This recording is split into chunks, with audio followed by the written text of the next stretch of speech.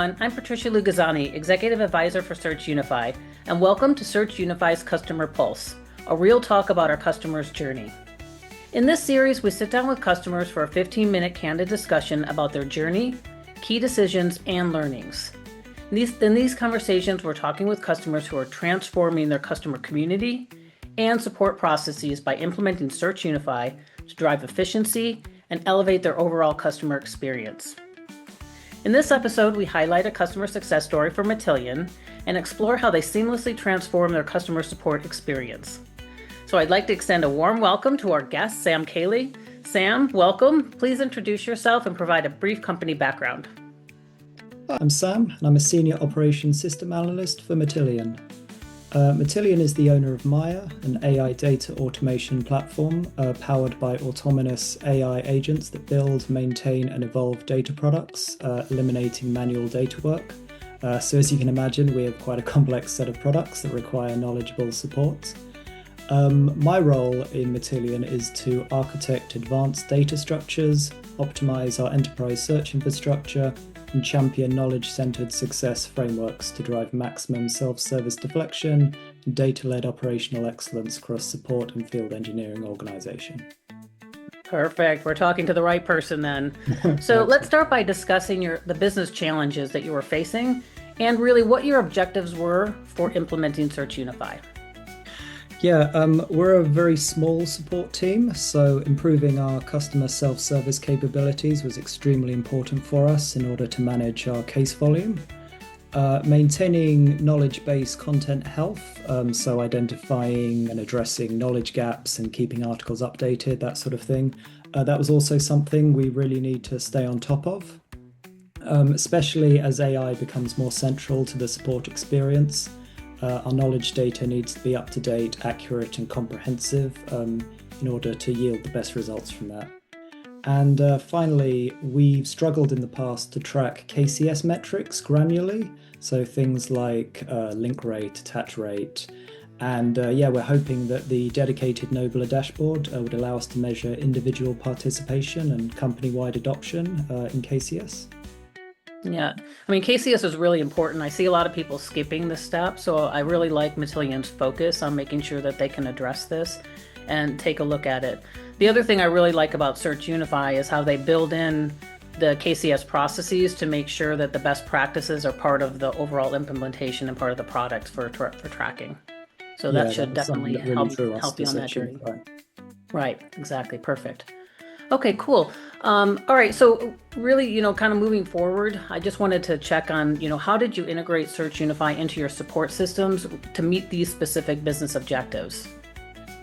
We integrated SearchUnify into the case form process. So during case submission, after the customer has entered their case details, they're taken to the second step of that process is they're given an AI-generated answer by SearchUnify that sort of tries to answer their issue before they have to submit the case, kind of creating another deflection point for us that we didn't have previously.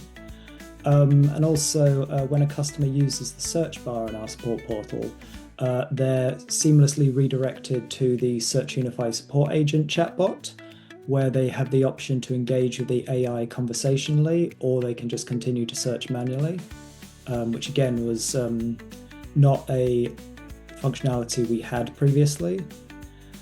We also use Knowbler to generate knowledge-based articles from case ticket data. So the support engineer only has to click the button and then select an article format, so how to, solution, something like that.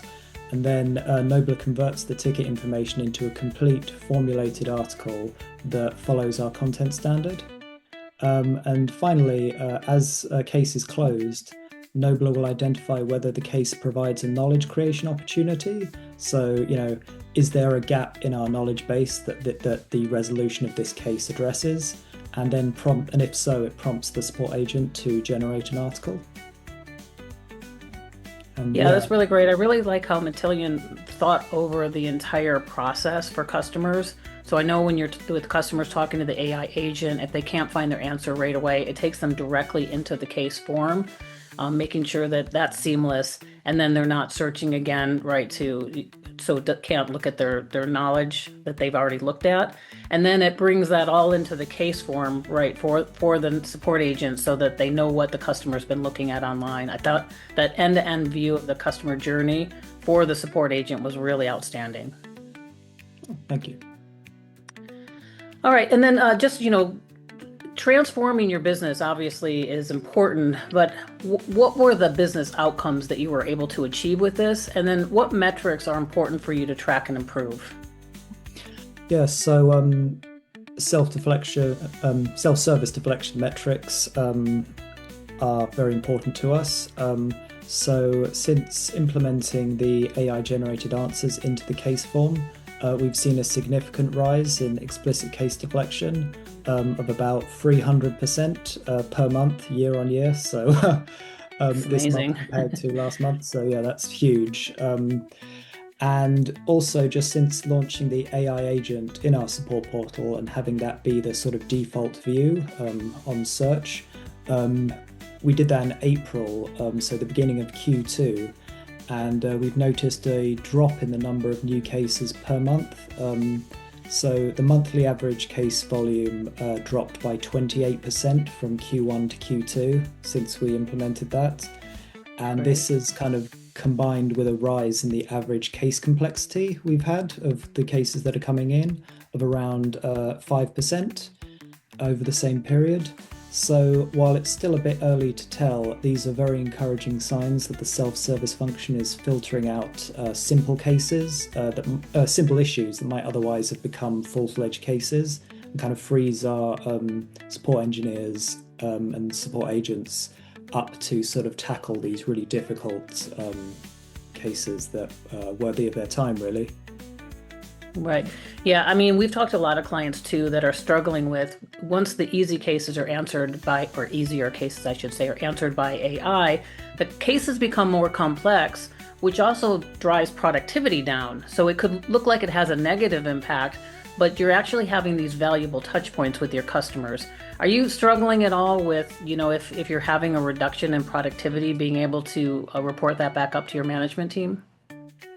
No, what we're reporting back is the reduction in case volume, which they like to see, because I think our closure rate has remained steady throughout the period, while our obviously the new case volume has decreased. So that's been really helpful, and it's just I think our backlog has dropped by about I think it's about 2/3 of what it was back in sort of late April. So yeah, that's great. So a third down. Yeah. That's amazing. Well, that's a great way to look at it. That's perfect. So thanks for that. Yeah, and just finally, I just really wanted to wrap up by asking if you had any lessons learned that you wanted to share with everyone. Yeah, so I'm still quite new to the world of support, but when I joined, AI was just becoming a core part of the support experience. And so I think kind of entering in that environment, what I've seen is that you can't really underestimate the importance of a healthy, well-maintained knowledge base in underpinning your AI support process. Since, after all, AI is only as good as the data you feed it. I think another sort of issue we had early on was we didn't expand KCS beyond support. So a lot of valuable knowledge was potentially lost. So we're trying to fix that at the moment. We're now trying to enable our professional services and field engineering teams on how they can create KB articles and get involved in KCS.